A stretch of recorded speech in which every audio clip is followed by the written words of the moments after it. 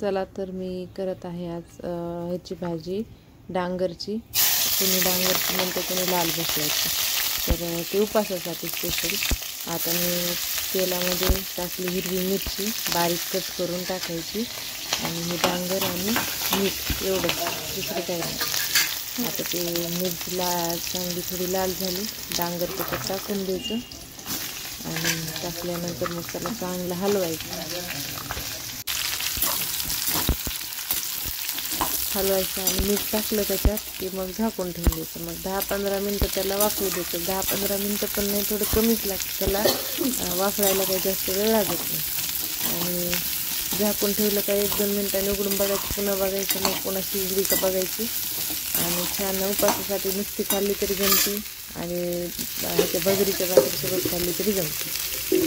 बघा एकदा ट्राय करून तुम्ही.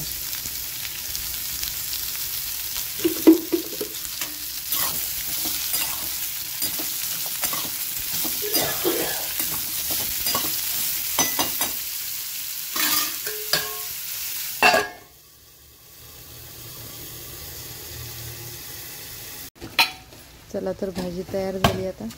आणि कधी कधी गरम गरमच खायची, गरमच छान लागते. मला जर माझी ही रेसिपी आवडली असेल तर लाईक करा, शेअर करा, सबस्क्राईब करा. Thanks for watching. Bye bye.